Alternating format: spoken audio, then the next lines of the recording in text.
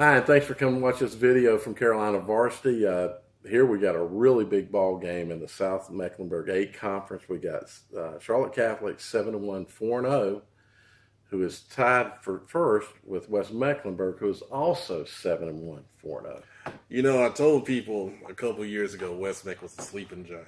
Yeah. If they got the right coach in there to harness this talent, they would be in this situation. And lo and behold, they made the right changes, and look at where they are. Yeah. We call this kind of the de facto South Meck 8 championship game, but they still got a couple games to play after this. So this is a huge game with huge implications for not only themselves, but other teams.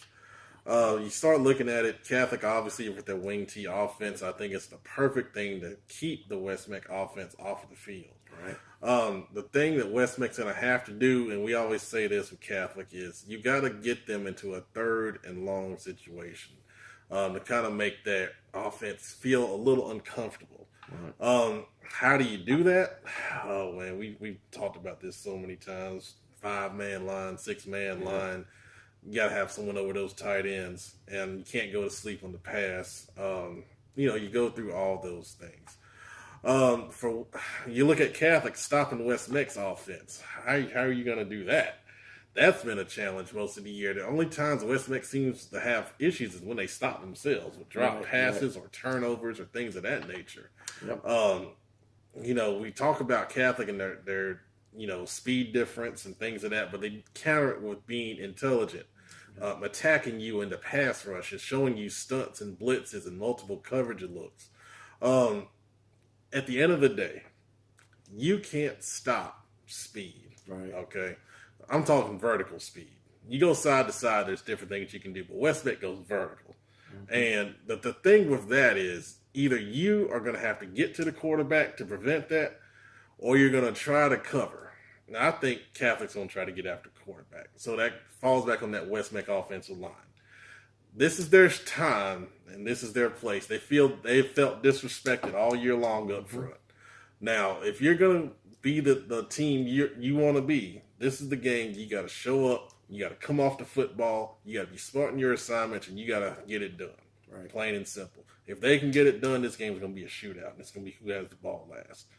Now, if they can't, then, Catholic is going to be in a big advantage. Right. You flip it around. Catholic offensively, how do you attack West Meck? I think you just do what you do. Catholic is the type of machine that you go into your game and you run your stuff. I don't think you can change anything. And then you see how West Meck adjusts, and then you make your in-game adjustments from there. And I think it's the same thing with West Meck on offense. You do what you do, and then you make them adjust to you. So, I tell you, man, it's going to be a hell of a game. And I just want to say kudos to both of these teams and the coaching staffs for putting your teams in this position. And I think it's shaping up to be a classic. It's at West Meck. And I think it should be a great environment. I hope the fans come out there and make it all it can be. Well, the fans have been coming out. So, a couple of comments. You can't beat vertical speed. Horizontal speed is good too. And athletes typically have good horizontal speed. One of the things that the Browns do is they do make those side-to-side changes very quickly as well. So that's even harder sometimes. That's where you create that space, and that's even harder for kids that are not athletic and who are not fundamentally sound in their positions and their techniques. That's where they get beat. Now, well, see, that's the thing. Catholic is right. So that's my point. What Catholic excels at is kids being in position.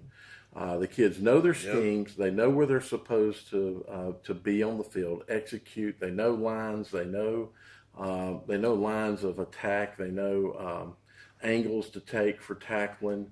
So they can typically shut down a gigantic big play touchdown and turn it into just a big play, right, or just a nice gainer. The thing is, there is an element here that's unlike any they've seen recently, and that is the two Brown boys. Those are the two fastest boys to, I'd say, step on the field against Catholic. Yeah, I would say so. And West did another interesting thing a couple of weeks ago, and that is to move Diami Brown into the backfield. Okay. So what happens when you start getting a heavier rush to try to attack Latimer, which is one of the things, let's make it harder for him to set up, read, and make his throws to get it to the guys that are going vertical. Mm-hmm. But when you start bringing that, you're going to leave gaps in behind you that if a player can just make one move, then, and I saw this happen in the South Met game. South Meck has a very good front seven, and they were bringing pressure on Latimer, and Brown was able to stretch it enough to the edge because he could get to the edge faster than they could, even with their angles, and then making a nice move, he's open. So there's a lot of challenges for Catholic, but I agree. I think the biggest enemy for West Meck, however, is themselves. And that's the beast they're going to have to beat to make certain that they beat Friday night is themselves and not let themselves beat them. Right. Now, I'll jump in real quick. We saw Myers Park and Butler play in a game I think was kind of a similar setup. You had a team that's been a championship team in the past and then a team that's on the rise coming up. Now, we saw what happened in that one. What can West Meck learn from Myers Park in that situation? Right.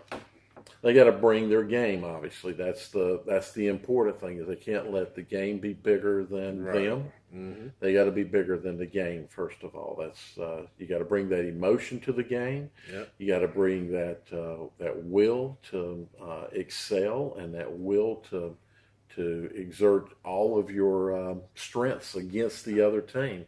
You can't come out thinking, this is a big game, we've been doing real well, and everything's going to take care of itself, because it won't. It'll take care of itself in a very negative manner for you. Catholic's been here, done that. The kids have been there. Mm-hmm. So it's not that big of a game. Just a couple of years ago, these two teams were playing for the conference championship as well. Remember that. They had a lot of talent on that team. There's a lot of talent on this team, but there was more talent on that team, I think, than this team. Oh, my goodness.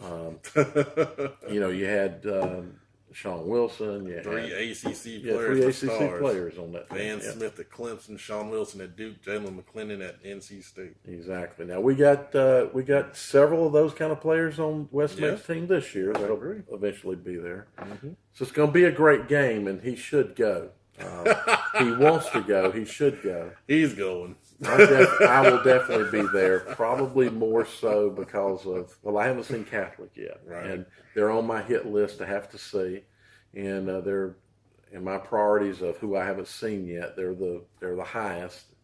And I'm a West Meck guy, so I would kind of like to see West beat Catholic. I'll say it right now. Oh, now you hate Catholic again. I hate on Good Catholic. gracious. You just defended them in the forums, but you hate them. Get ready. But West is going to have to bring it. Like we said, West is going to have to bring their game, and that offensive line is going to have to play well. That's it. They played well against South Meck, against a very good defensive front seven. They're going to have to do that here. And, Matt, they're going to have to find some ways to at least slow down that run game, because it's going to pound them. They're going to get hit from every angle. You're going to see jet sweeps, buck sweeps, counters. Then you're going to see a tight end come down the middle through the seam, and you better be on him. You're going to get sucked up, and spread out trying to cover those sweeps and those counters, and then the next thing you know, there's going to be a tight end coming right down. And here's the other key. You got the guys that aren't playing. You got to be ready to come in and give those guys a blow. Yep. And because Catholic can wear you down with that run game, and I'm telling you, you guys that are on the team, you hadn't played much, you might have to step up Friday night. That's right. And play a big role. So everyone needs to be ready, be focused, and put your big boy pants on. Exactly. Put your big boy pants on. All right. Well, that's this Friday night at West Mecklenburg High School. I'll be there, and we might convince him to be there. I probably won't. Thanks for watching. Catholic by 10.